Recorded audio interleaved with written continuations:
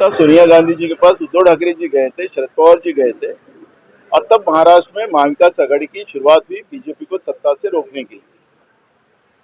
आज जिस तरह से चंद्रपुर में बीजेपी को साथ देकर उन्हें हमारे से दूरी बनाई, तो हमें कोई उसकी तकलीफ नहीं है। लेकिन ये जो चंद्रपुर में हुआ वो अच्छा नहीं हुआ। बीजेपी जैसे किसान विरोधी पार्टी, युवाओं के विरोध की पार्टी, महंगाई बढ़ाने वाली पार्टी के साथ, और महाराष्ट्र में जिस तरह से कानून व्यवस्था बिगाड़ने वाली पार्टी बीजेपी, उसको साथ देने का काम अगर यूपीटी करती है तो मुझे लगता है कि जो कुछ निर्णय उन्होंने लिया वो अच्छा नहीं था। ये भूमिका हमारी है। सर, आपण जर बघितलं तर आता ज्या पद्धतीने राष्ट्रवादीचं विलीनीकरण हा विषय साधारण समोर येताना पाहायला मिळतो, कशा पद्धतीने तुम्ही याकडे बघताय? कारण महाविकास आघाडीमध्ये जर बघितलं तर राष्ट्रवादी शरद पवार गट देखील सहभागी होता. प्रत्येक पक्षाला आपले निर्णय घेण्याचे अधिकार आहे, त्यामुळे पवार साहेब एक मोठे नेते आहेत महाराष्ट्राचे, त्यांनी काय करावं काय नाही करावं त्यांना मी सांगणं हे काही बरोबर नाही। त्यामुळे आज त्याच्याबद्दलची चर्चा मी करावी असं मला वाटतं।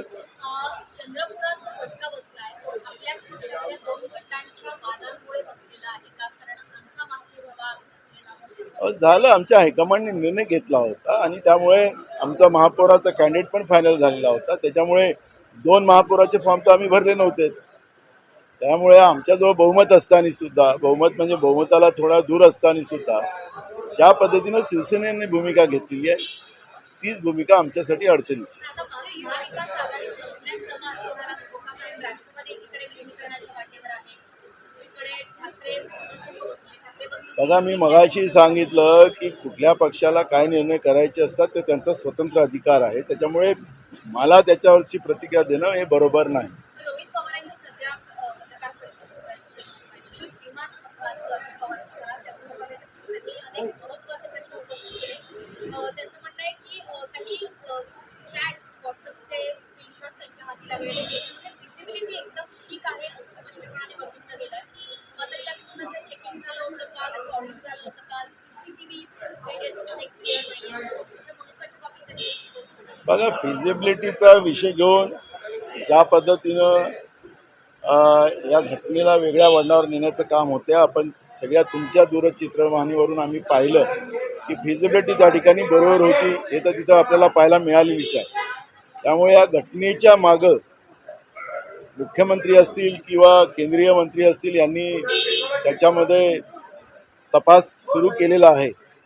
या तपासात पुढं काय येतं त्याच्यावर, आणि रोहित पवारांकडे आधीची माहिती असेल तर त्या पद्धतीची माहिती पुढं आणावी, आणि ही घटना आहे की दुर्घटना आहे याबद्दलचा संभ्रम पूर्ण महाराष्ट्रामध्ये जो चाललेला आहे त्याबद्दलचा संभ्रम दूर करण्याची भूमिका सरकारने किंवा रोहित पवारांनी करावी।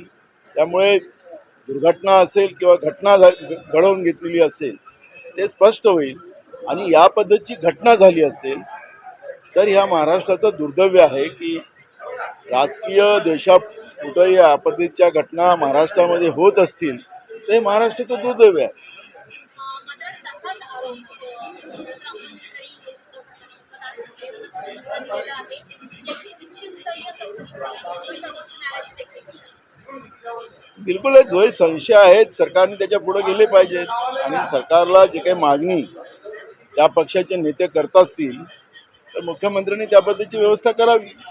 दूध का दूध पाणी का पाणी व्हावं। पहिली थेअरी सांगितली गेली की विजिबिलिटी कमी होतं, स्थानिकांकडनं वेगळं सांगितलं गेलंय, आता व्हॉट्सअप चॅट म्हणजे स्क्रीनशॉट सुद्धा रोहित पवार समोर आणतात। विजिबिलिटीचा हा मुद्दा पहिल्यापासूनच संभवात टाकणारा मी आपल्याला मगाशी म्हणालो की आपल्या दूरचित्रवाणीवरून आणि ते जे व्हिडिओ त्या ठिकाणी जे आम्हाला घटनेच्या नंतर तातडीनं आले त्या ठिकाणी असं कुठलीही विजिबिलिटी नव्हती, असं कुठलंही चित्र नाही।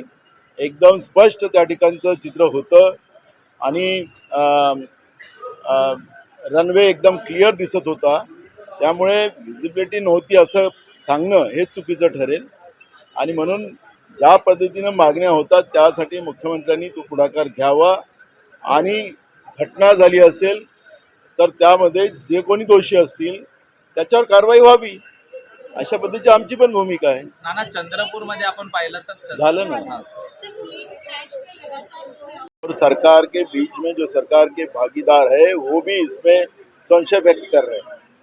अपोजिशन तो जो जांच मुख्यमंत्री ने और केंद्रीय मंत्री के माध्यम से जो शुरू है उसके तरफ हमारा पूरा ध्यान है। जिस तरह से रोहित पवार ने बताया कि वहाँ विजिबिलिटी थी, क्योंकि आपके भी दूरदर्शन के माध्यम से हम देख रहे थे कि वहाँ विजिबिलिटी क्लियर थी। जो वीडियो हमारे पास आए हैं जब घटना हुई थी उस समय भी क्लियर थे, तो विजिबिलिटी वहाँ एकदम क्लियर थी। अब विजिबिलिटी का कारण देखकर अगर ये दुर्घटना हुई है तो फिर दाल में काला है। और मुझे लगता है कि जो मांग सत्ता पक्ष में ही जो विधायक है वो मांग कर रहे हैं, तो मुख्यमंत्री ने न्यायिक जांच बिठाना चाहिए।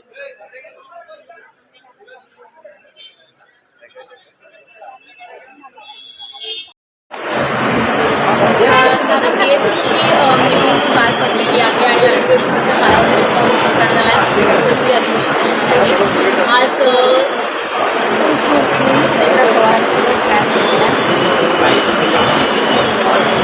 अपघाती निधनाने राज्याचे माजी उपमुख्यमंत्री अजितदादा पवार यांचा जो मृत्यू झालेला आहे तो महाराष्ट्रालाच आलोणारा झालेला आहे। आणि म्हणून आम्ही आज BSc मध्ये आग्रह धरला की शोक प्रस्तावाला त्या दिवशी फक्त कुठलंही कामकाज न घेता अजितदादाच्या पूर्ण राजकीय कारकिर्दीबद्दल आणि त्यांच्याशी जे संबंधात जे लोक आली आणि त्यांच्याबद्दलची भूमिका या सभागृहात मांडण्यासाठी तो पूर्ण दिवस त्याच्यामध्ये घ्यावा अशी विनंती केली। माननीय अध्यक्षांनी ते मान्य केली। पण एक गोष्टीचं दुःख होते आहे की जेव्हाचं फडणवीसाचं सरकार महाराष्ट्रात आलं तेव्हापासून बजेट अधिवेशन असतील की सगळे अधिवेशन असतील त्याचं कामकाज कमी कमी होत जाताना आपण पाहतोय।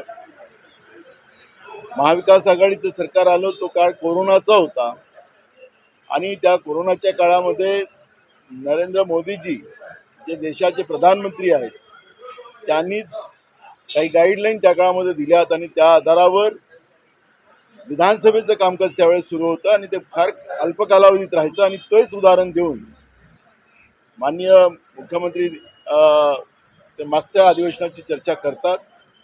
पण अशी टिंगलबाजी करण्यापेक्षा महाराष्ट्राच्या जनतेचे प्रश्न विधिमंडळाच्या माध्यमातून सोडवले जावेत ही महाराष्ट्राच्या जनतेची मनापासून इच्छा असते।